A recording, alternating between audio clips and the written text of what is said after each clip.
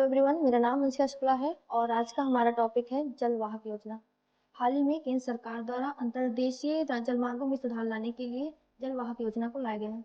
इस योजना को 3 साल के लिए लाया गया है और इस योजना में जो राष्ट्रीय जलमार्ग नंबर 1 जो गंगा नदी पर बना हुआ है, दूसरा जो ब्रह्मपुत्र नदी पे बना हुआ है, 16 नंबर पे जो बराक नदी पे बना हुआ है, इसको और अधिक इसमें सुधार लाने के लिए, इसकी क्षमता को बढ़ाने के लिए, साथ ही साथ नए जलमार्गों की खोज करने के लिए लाया गया है।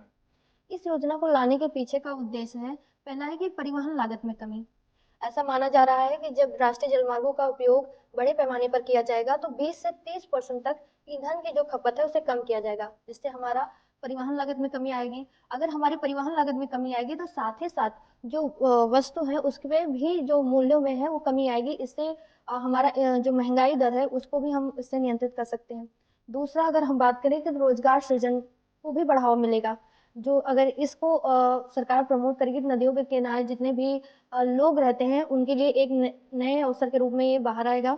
तीसरा, हम कहें तो सबसे इम्पोर्टेंट जो कि चल रहा है, पर्यावरण में सुधार की बात कर सकते हैं हम इसमें, क्योंकि अगर हम राष्ट्रीय जलमार्गों का उपयोग करेंगे, ईंधन की खपत कम होगी तो हमारा जो इन्वायरमेंटल कॉस्ट है वो उसमें भी कमी आएगी।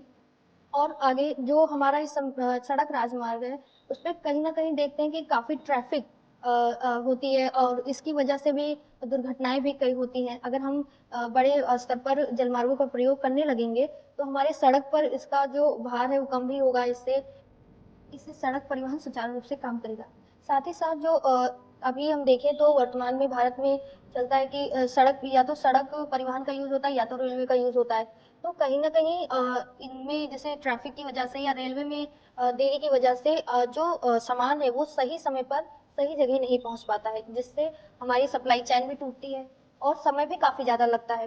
तो अगर हम राष्ट्रीय जलमार्गों का उपयोग करेंगे तो हमारी समय की भी बचत होगी और सही समय पर सामान सही जगह पर भी पहुंच सकेगा।